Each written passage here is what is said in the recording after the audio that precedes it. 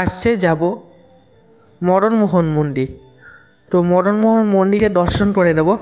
তো চলো ভিডিওটা শুরু করা যাক।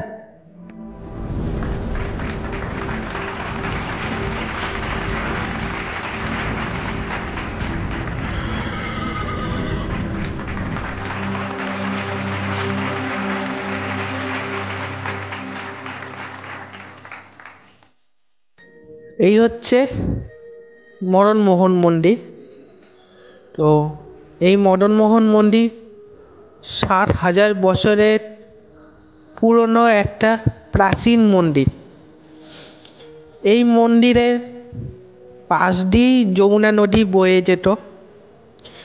তো এখন যমুনা নদী একটু অনেকটাই দূরে চলে গেছে। তো মদনমোহন মন্দির দর্শন করার আগে অন্য একটা দন্ত বিহার বলে একটা মন্দির আছে, সেইটা দর্শন করে নেব। যাকে দেখছেন ইনি হলো সনাতন গোস্বামী। তো এইখানে দন্ত সমাধি করা আছে। ও এইটাই দর্শন করে না, ঠিক মদনমোহন মন্দিরের ঠিক পাশেই একদম।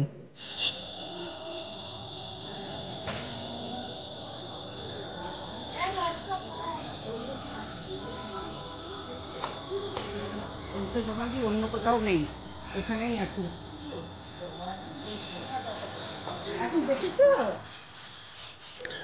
এইখানে এত বড় মন্দির ছিল না, এটা একটা বাড়ি ছিল। তো বাড়িটা ভেঙে মন্দির তৈরি করা হয়েছে।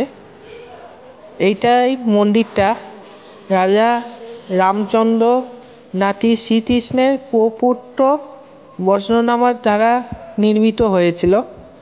তো এই মন্দিরটা 60,000 বছরের পুরনো মন্দির। এই মন্দিরে মদনমোহন মন্দিরের সাথে ললিতা সতী এবং রাধা সতী দুজনেই অবস্থিত আছে। এই মন্দিরটার উচ্চতা 50 ফুট। তো এত বড় কাহিনিটা তো বলা সম্ভব নয় ছোটো ভিডিওর মধ্যে।